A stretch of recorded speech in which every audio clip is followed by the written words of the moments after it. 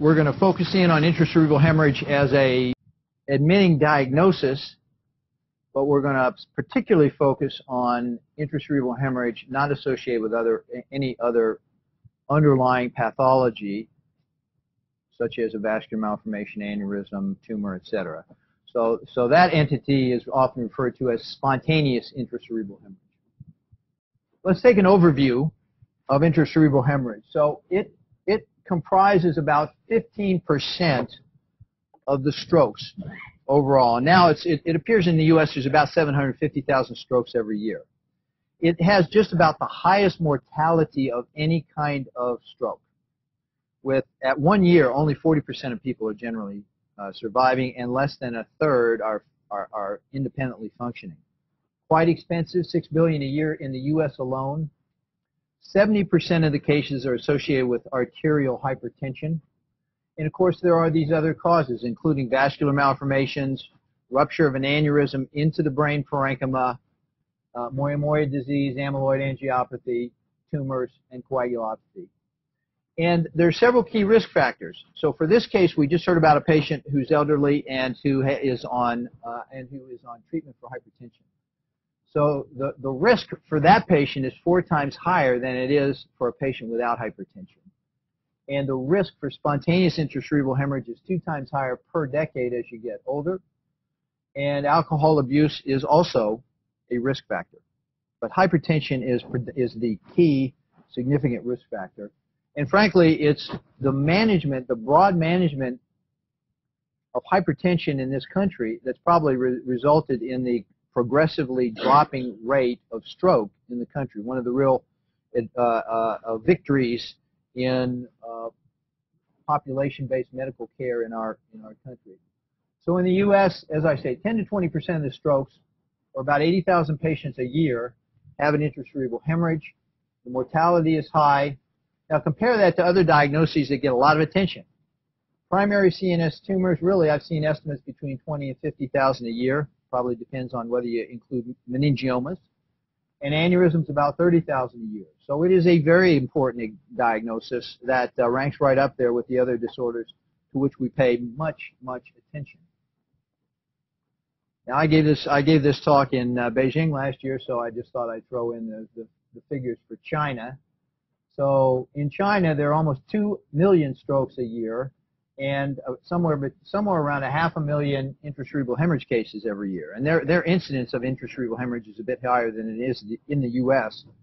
And with regards to demographics, the rate of hemorrhage is about twice to 3 times as high in African Americans, and it's much higher in Japanese patients than it is in Caucasians. So how does bleeding into the brain cause injury to the brain, damage to the brain, compromise of neurological function? Well, these are the 4 ways that you see the injury. Tissue is torn and disrupted by the expanding hematoma. That's direct mechanical injury to the brain from the hemorrhage that's apparent at the onset. And in today's therapeutic world, there's probably little or nothing that can be done about that particular element, just as there isn't anything we can do right now about brain tissue that is crushed and completely destroyed by trauma. It's the follow-up events that occur once the patient is under our care that we have to think about and attend to if we want to make a difference. One of those is expansion of the hematoma. It's not uncommon to have a patient come in with a small hemorrhage that expands into a much larger hemorrhage. So that extends the damage.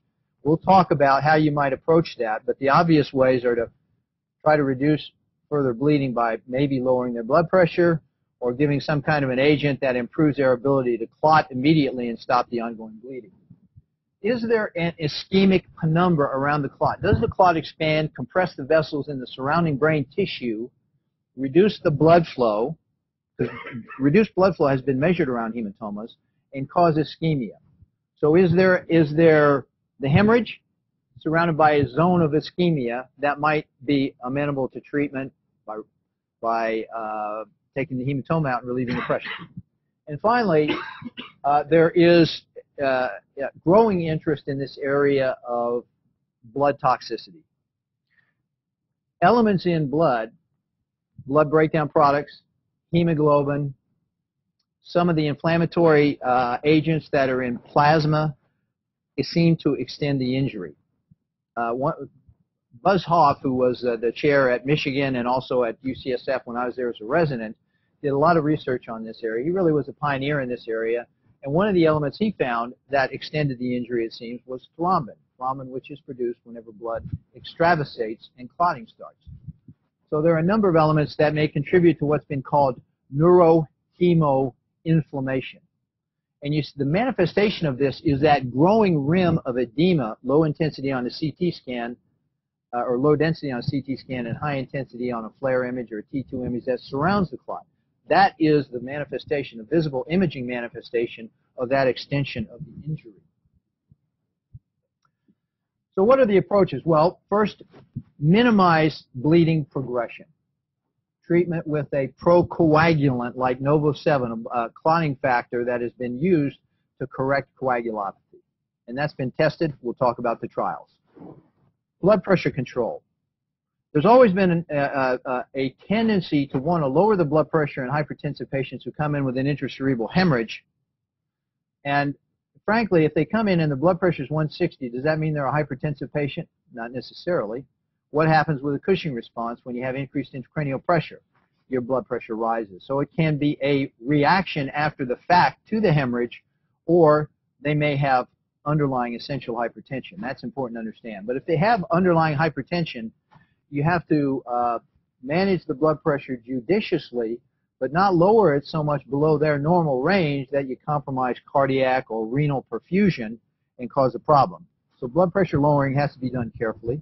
Reducing the mass effect, possibly to reduce herniation, which can be another form of brain injury by hematoma removal, is something that we'll talk about. And then finally, reducing heme toxicity. To date, there is no pharmacological agent to counteract the toxicity, to provide neuroprotection against this kind of toxicity. The mechanisms are being defined, and agents to reverse that are being reviewed. But the way to reduce the heme toxicity is just to get the blood out of there and reduce the burden of blood that is producing the breakdown products. So just a brief overview of what we're talking about so you have the right images in mind. This is a lobar hemorrhage. This is a basal ganglia or putamental hemorrhage. And these are a variety of hemorrhages here. So putamental hemorrhage here, thalamic hemorrhage, cerebellar hemorrhage, brainstem hemorrhage, and lobar hemorrhage. And there's a specific entity associated with lobar hemorrhages of that irregular nature in the posterior half of the hemisphere. What entity looks like that last image on the lower right? Amyloid is, did you say that, Rich? Okay. Speed is also part of the equation here for scoring. Primary intracerebral hemorrhage then is primarily related to those top two, hypertension and cerebral angiopathy. I wouldn't call it primary if it's related to cocaine use or methamphetamines. I wouldn't call it primary if it's related to a coagulopathy. There may not be an underlying structural lesion, but there's a precipitating cause. And secondary is related to these underlying structural lesions that you see listed there. Now, moya is actually more common than I had imagined as I went through the literature review. Cerebral venous sinus thrombosis is another one, and even vasculitis is something to think about. So here's a couple examples. It's very, very round and well circumscribed, not really irregular. This happens to be hemorrhage into a tumor. What do you think about the lower right? Now, they're very round, well circumscribed with surrounding edema. What Mets? This is a hemorrhage from multiple Mets.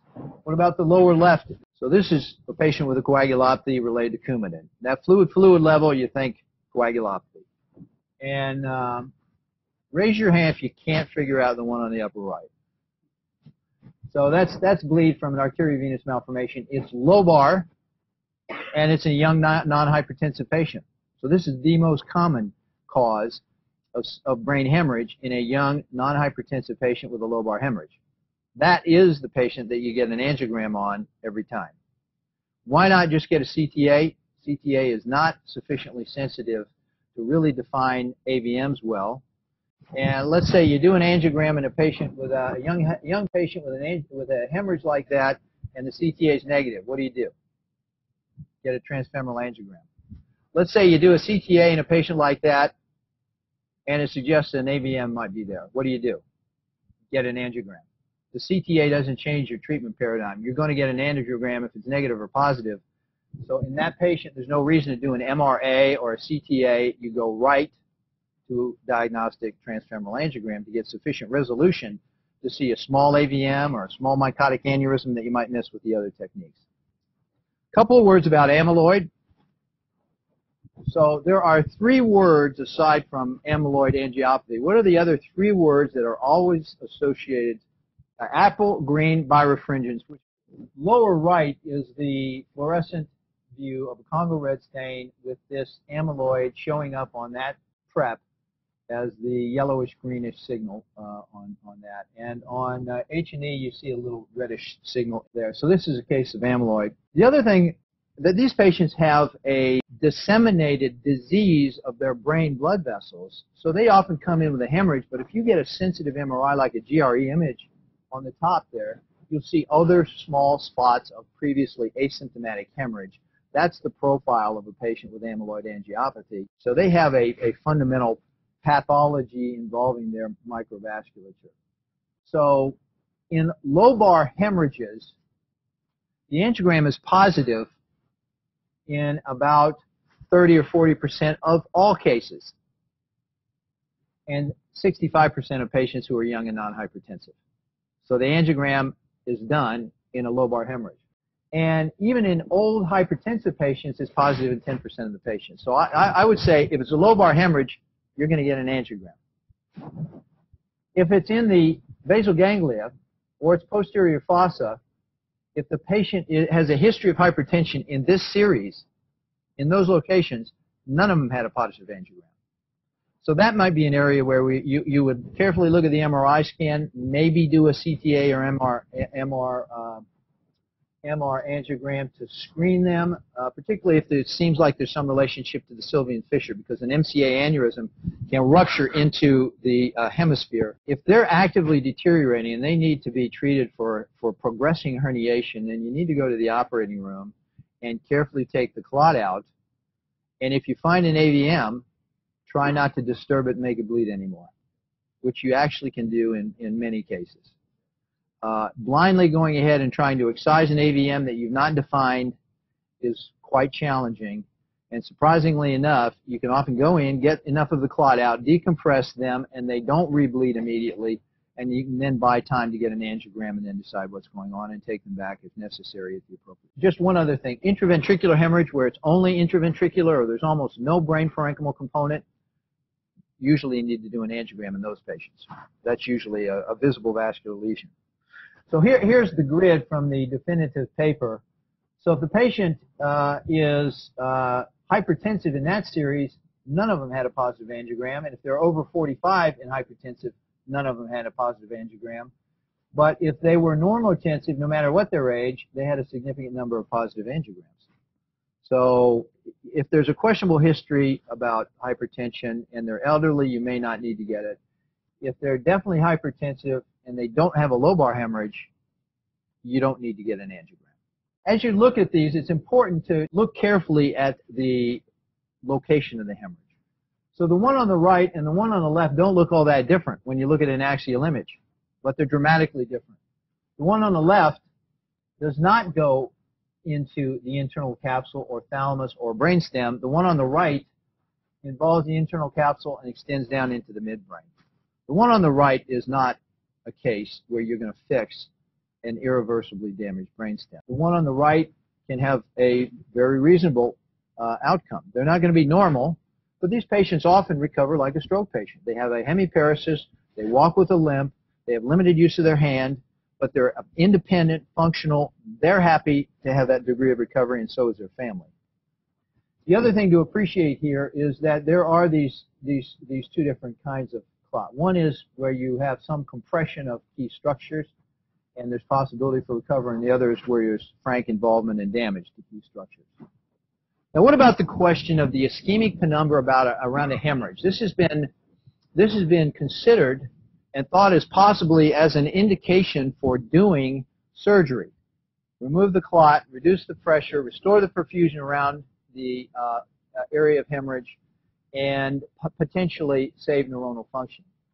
And this concept was reinforced when xenon CTs and CT perfusion studies and SPECT scans were done, which measure blood flow around the hemorrhage. And you often find, look at the upper right image, there's blue all around the hemorrhage, and the blue is low perfusion. So does that mean that there's ischemia around the hemorrhage? This is the test that really is our current gold standard for answering that question. This is an oxygen PET study. And when you see low blood flow, it can be two things. It can be blood flow that is decreased because it's matched to decreased metabolism in the tissue because the tissue's been damaged or it's dysfunctional. That is not ischemia. Ischemia is a mismatch between low blood flow and normal or metabolism so that there's inadequate blood flow. It requires a comparison between the level of blood flow and metabolism. If the metabolism is low and the blood flow is low, it is proportionately and appropriately matched, and that's the metabolic equivalent of autoregulation. When metabolism goes down, blood flow goes down. The patient in barbed coma, their blood flow goes down. When you're asleep, your blood flow goes down. When you have a seizure, your blood flow goes up. So blood flow follows metabolism, and if it's matched, there's no ischemia. It doesn't matter what the absolute level is unless it's profoundly low. So you measure ischemia by looking at the relationship between the CMRO2, the oxygen level, and the blood flow. If the oxygen uptake level is low, it's hypometabolic, and you're going to have hypoperfusion, which is what you see in the lower left. This is the oxygen extraction fraction. When the blood flow is low and the metabolic demand is normal, how does the brain compensate? It extracts more oxygen out of each passing milliliter of blood, and you see a higher oxygen extraction fraction. It's got to be over 65 or 70%. Normal is 50% or below in order to be ischemic. Well, here you can see that there is no hot area in the oxygen extraction fraction. So if this was ischemic around the hematoma, you'd see a hot area, red or yellow, around the hematoma, and it's not. And so these studies, this was done at Washington University. Marmon's done equivalent studies here in trauma patients with contusions where the same sort of question had prevailed, and his studies show the same thing that we see here, that rarely do you see ischemia around these lesions. It's matched blood flow. So operating to take the clot out in order to improve the perfusion, that doesn't make physiologic sense, and that probably is not the reason to think about it. But this may be a reason. Now here's what you see over the course of time in these patients typically, and this is actually not one of the more dramatic cases. As the hematoma resorbs and dissolves, you see that halo of low density on a CT scan expand. And the more of that you see, the worse the outcome ultimately in the patient. And Paul Vespa has demonstrated in some of his cases where he's done the thrombolytic therapy through a catheter to remove blood, he's shown that you see less edema than you see here in the treated patients in whom you remove the blood clot. And other experiences have suggested that as well. So taking the clot out is one thing you can do to potentially reduce that neurotoxic effect of extravasated blood.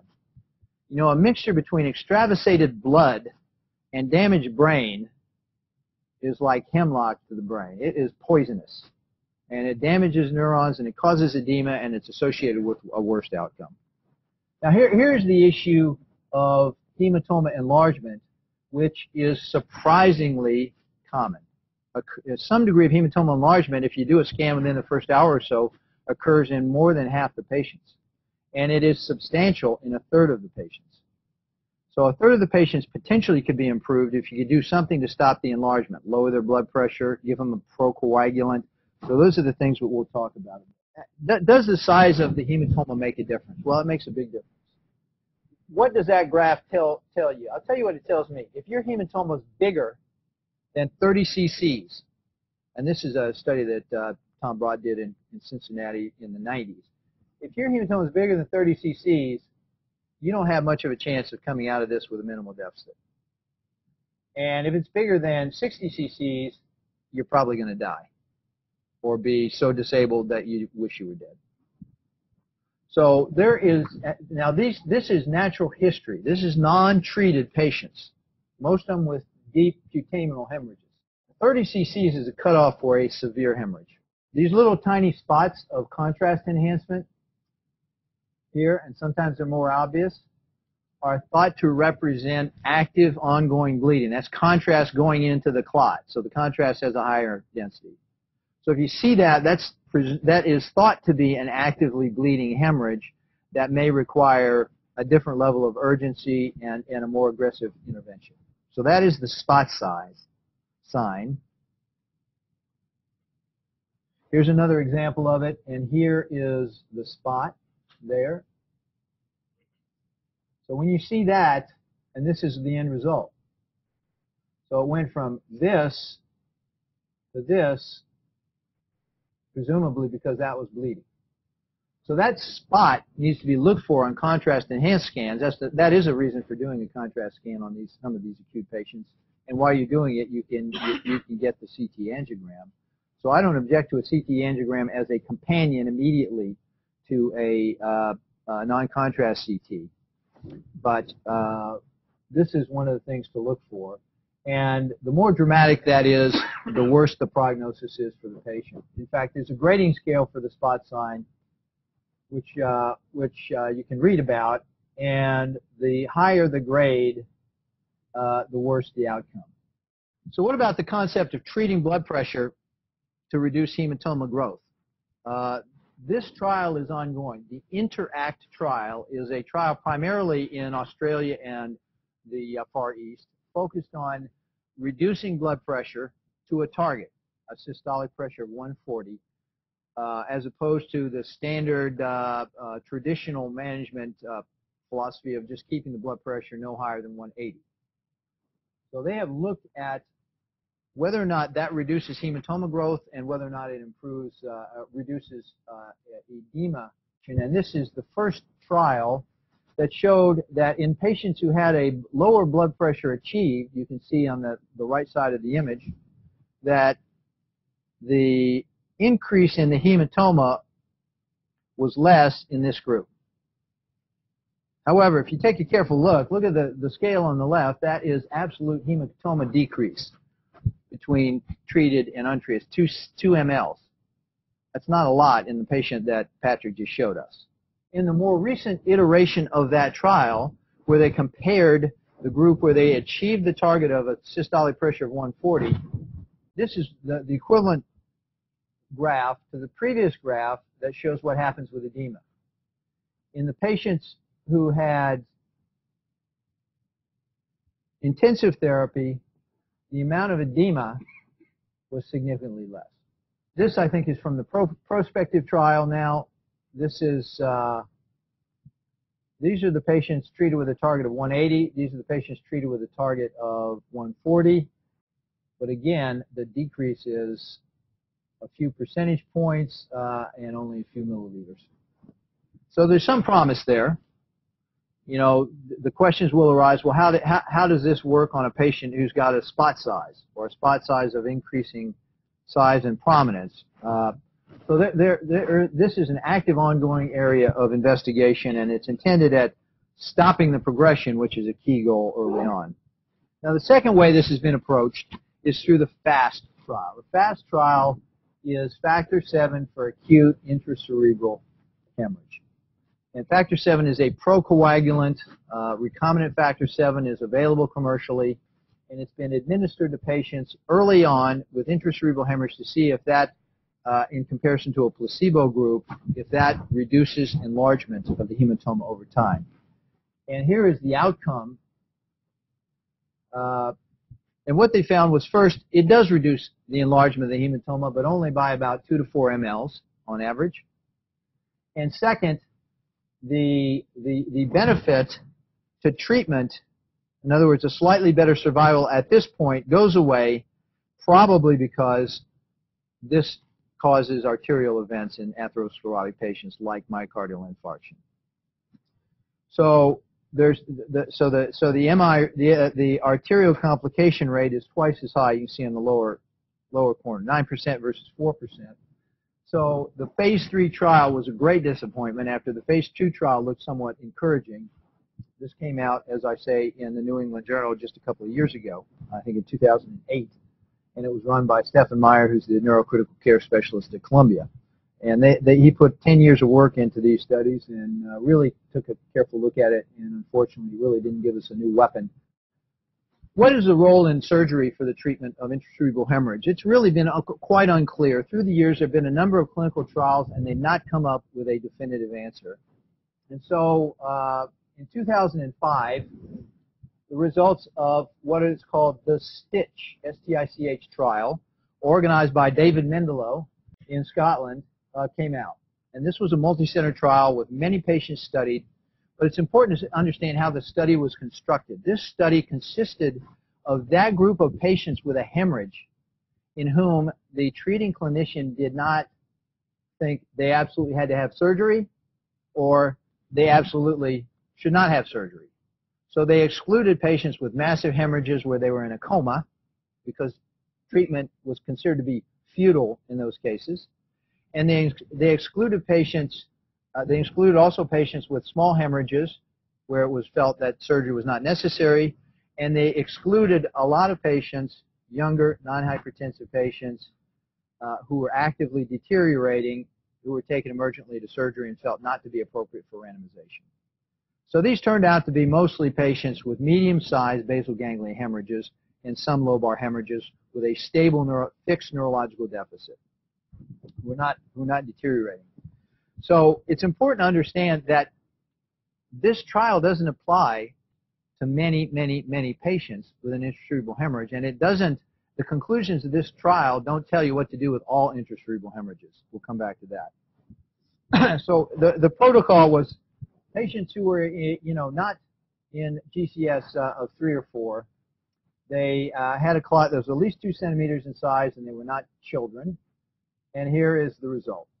Surgery had no better result for mortality or morbidity or complications or neurologic outcomes. Surgery had no better outcome than medical therapy.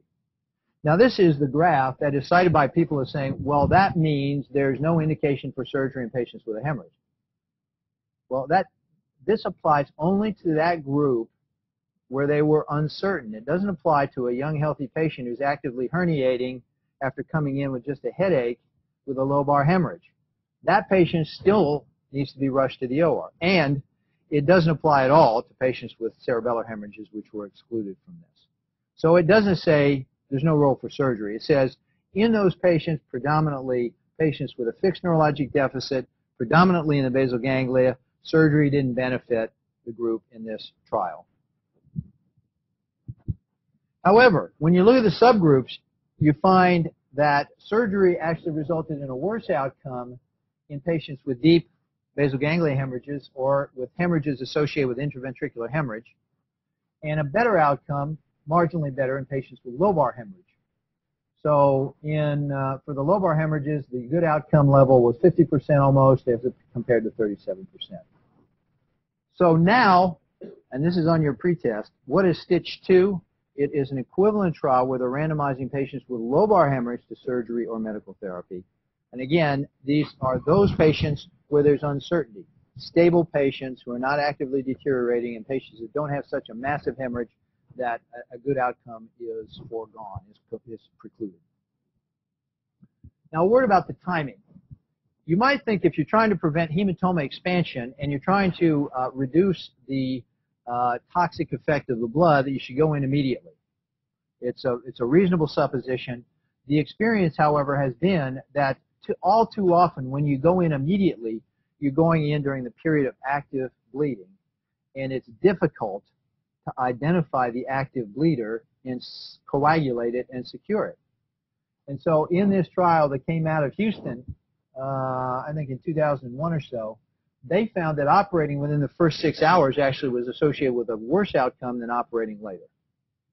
One conclusion, and time will tell, might be that during the first 6 hours it's better to treat by controlling the blood pressure and possibly treating with some safe procoagulant to stop hematoma progression and stabilize the patient is the way to go, and then operate later to get the blood out to prevent the toxic effects. So just some general guidelines about, in practice, what is reasonable to consider doing now. And these are not based on randomized trials, but these are based on bits and pieces of the trials and general clinical experience. So for a lobar hemorrhage, possibly up to as big as 100 cc's, certainly as big as 60 cc's, with a deficit in a patient who's non-comatose or maybe even in a GCS of 7, if you wait to stabilize, it's reasonable to go ahead and do surgery, and in every case you probably should get an angiogram. So that, I think that's not an unreasonable paradigm for us to follow today. And obviously if that 100 cc hemorrhage is in the dominant frontal lobe and has wiped out the language cortex, then that it has to be corrected for individual variation and location.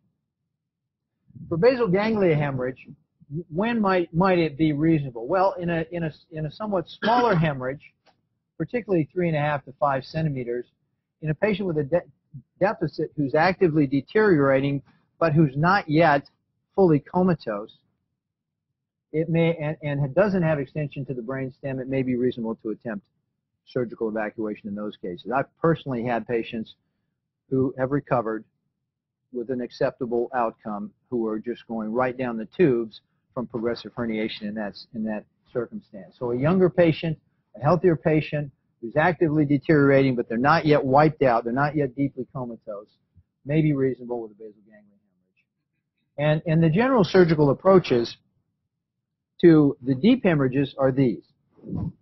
The traditional approaches are through the middle frontal gyrus for more anteriorly located hemorrhages, and at the parieto-occipital junction, maybe even a little farther back, for hemorrhages that are located in the posterior part of the basal ganglia or the thalamus.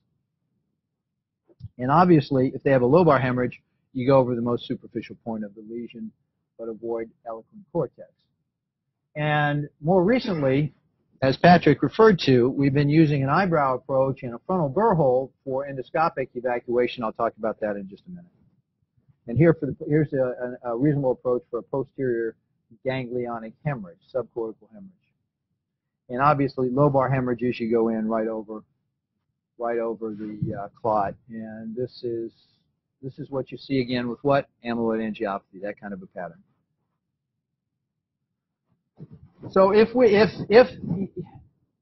this is the groundwork for trials that are going on now. If hematoma evacuation is beneficial, relieves mass effect, prevents herniation, and removes toxins, but the surgical trauma of a craniotomy and a big incision in the brain may negate the benefits of getting the hematoma out, then maybe minimally invasive techniques are the way to go. And this is what is being pursued now. But it is, when I say now, it's based on preliminary work that's been done in the past. So who's the pioneer of endoscopic evacuation of intracerebral hemorrhage? Well, we'll see in just a minute. It's not those two guys. It's this guy. Ludwig Auer from Graz in 1989 published a big series, 100 patients randomized to surgery or medical therapy with either subcortical lobar or basal ganglia hemorrhage, operated on in the first 48 hours, and this is what he found. The mortality was dramatically less in the endoscopically treated patients. He had a 6-millimeter endoscope sheath. He put it in. He suctioned. He put the endoscope in and coagulated bleeding spots with a laser, a YAG laser, and these were his results. He also used image guidance, but he used image guidance using ultrasound, and he found that he had good neurologic outcome in more patients who were operated. And it primarily applied to the patients with the lobar hemorrhages, the same way that is coming out of the Stitch trial. Although there were some decent recoveries in the putaminal hemorrhage group, and the mortality rate was certainly less with endoscopy. Didn't make too much difference what you did with the patients with the thalamic hemorrhages, because they are in a bad group. And so here's where the good outcomes occurred with endoscopic. Younger patients, hematomas less than 50 cc's, patients who were not deeply stuporous, and subcortical hemorrhages. So the younger hemorrhage patient with a cortical lesion or lobar lesion is the one where evacuation seems to be more effective, and in this case, endoscopic evacuation has been more effective. Now, many of you, and Patrick referred to this, are familiar with a trial that's going on here now at UCLA and also simultaneously at Mass General and Case Western Reserve, and they're coming up at the Barrow Neurologic Institute to look at endoscopic evacuation of intracerebral hemorrhage. And so we're going to talk a little bit about that trial because we're doing this here now. And the thought here is that maybe if you get the clot out, but don't damage the brain with a major operation, you can promote some improved recovery in these patients. And we're using the endoscope that John Frazee has developed. It has a 8mm sheath, bigger than the one that our used. And the technique that we're using now within the trial really is purely stereotactic. We just go into the deep part of the hematoma and suction. We don't look around. We come out to the superficial part of the hematoma, suction, and then we irrigate and use the endoscope to see what the irrigation looks like. And if we see an active bleeder, then we use the endoscope and an endoscopic bipolar to control the bleeder. And so here's the setup. Image guidance is key because you're navigating purely by image guidance. It helps to have the robotic Mataka arm, the hydraulic Mataka arm to stabilize the scope, which we use. And here's a case. Basal ganglia hemorrhage in a 35-year-old guy who was hypertensive, 37 cc's. He was plegic on the other side. We went in through the eyebrow with a burr hole. And here's the target. There's the deep location for suctioning. And then we suction. We have calculated the volume of the clot by the ABC divided by 2 method. That is, you take the dimensions in all 3 directions and divide by 2, and that gives you a pretty accurate estimate of the clot volume. And then we suction until we get just about that volume out. We're now doing this with a suction regulator at the wall and starting at 50 torr, then going to 100 and 150. And I can tell you, the clot doesn't come out at 50. A few of them come out at 100. They almost all come out at 150. And you don't have to go to wall suction, which is 300. So the regulator reduces the suction, the barotrauma, if you use that. Now here's the second suction point on at a more superficial level. And here's what it looks like in the OR. So if you look at the image guidance screen behind my head, you're going to see the yellow marker for the endoscope going in. And if you look in the lower right-hand corner, or your lower left, you'll see us steering the sheath with a trocar into the hemorrhage, guided by looking at the screen, flying by the instruments there.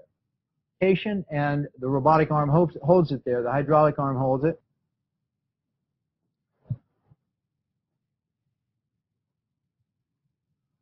So suction's applied. I just use finger occlusion of the open end, and that transmits the suction to the hematoma, and you can see it coming out. And then we just measure how much comes out. It usually takes 1 or 2 applications of your thumb. Sometimes you have to oscillate it a couple of times to shake up the clot and agitate it and get it to come out, and then measure it. And so usually 1 or 2 suctions at the first location, that's all you'll get out. It's often 2/3 of the clot.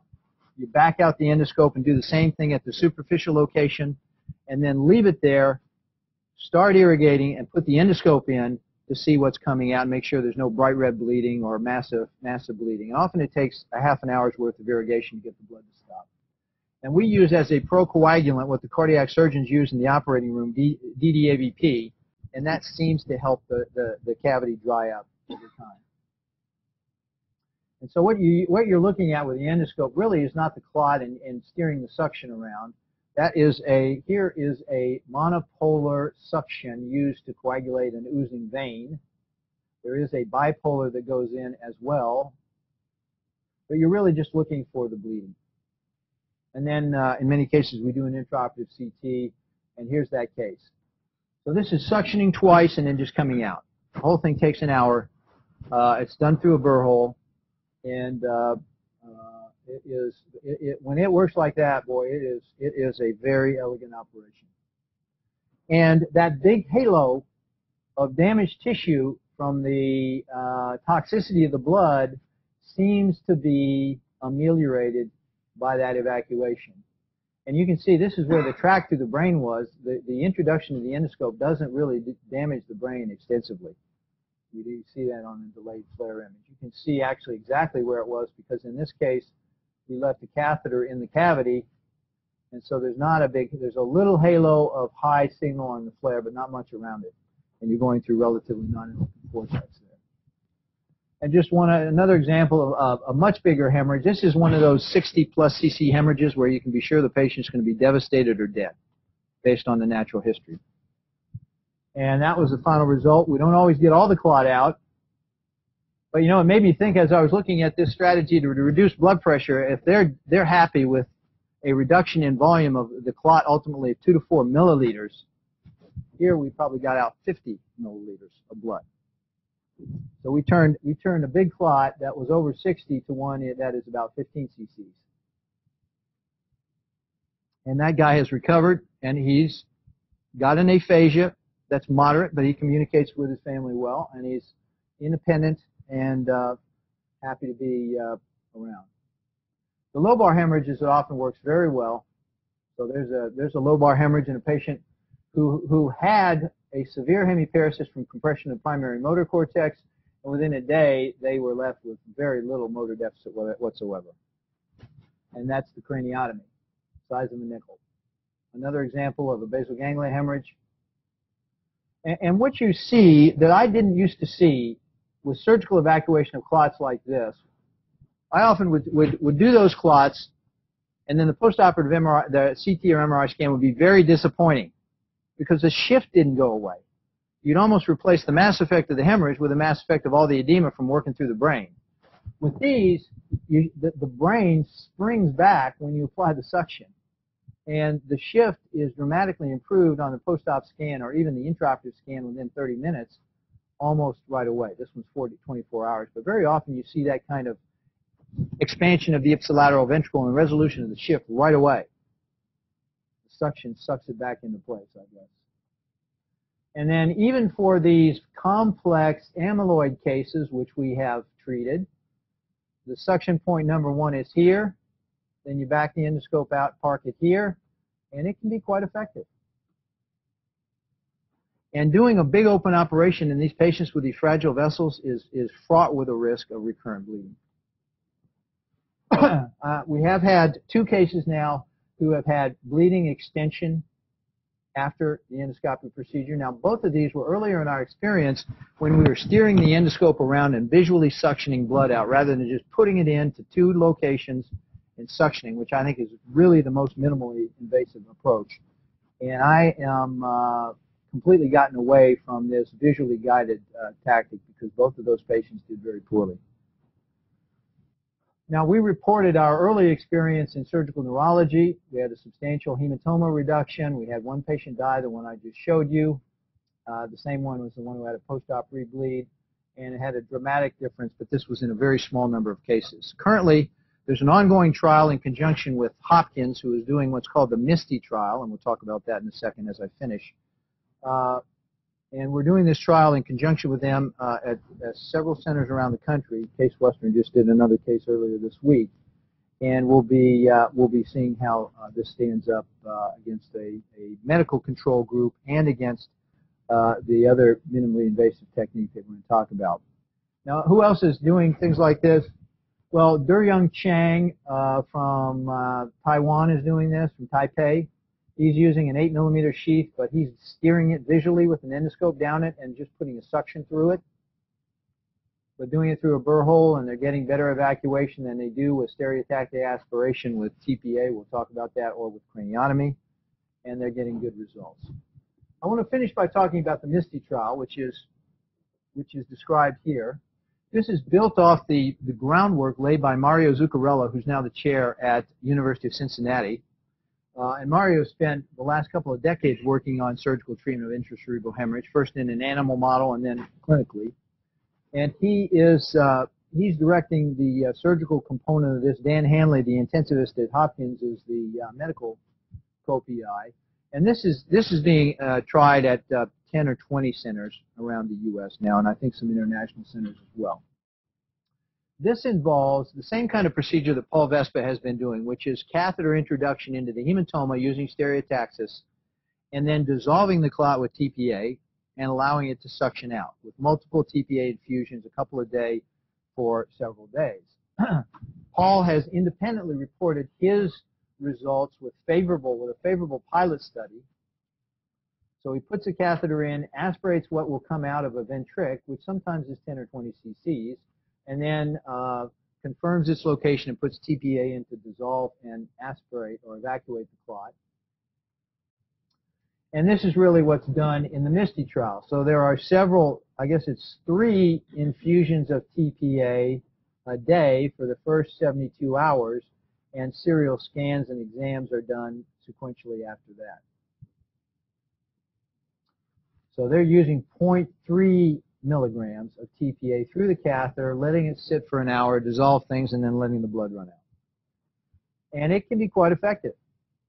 So here's a clot after inserting the catheter and 48 hours later, so probably 5 or 6 TPA infusions later. So one question we're addressing with a comparison of the ICES trial we're doing here and this trial is, does it make a difference whether you get the blood out right away, which you do with this immediate endoscopic suctioning, or whether it comes out slowly over 48 to 72 hours? And that is one of the points of comparison. But this is what they have found in this trial. First, a stability scan. We're only treating patients who have a stable clot. We're not treating patients with an actively involving clot because that's another variable introduced into the trial. So we're treating patients with scans 6 hours apart that show no further enlargement. And we're treating the patients within 48 hours surgically or 72 hours with the TPA. And this is what happens to the clot as the TPA is infused. So this is a percentage reduction. At 2 days afterwards, about 50% of the clot is out using that technique. So it does remove the clot.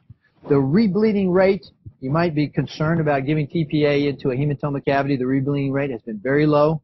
The infection rate has been almost nil, and other complications have been quite low. So you can do it.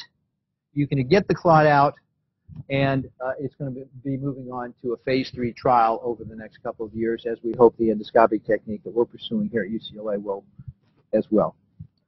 So I hope I've answered the questions on the pretest through the course of the talk here. I hope you've gotten a good background into the concepts of intracerebral hemorrhage and also an update on some of the important ongoing approaches to new therapy for intracerebral hemorrhage. Be happy to answer any questions, and thanks for coming and your attention.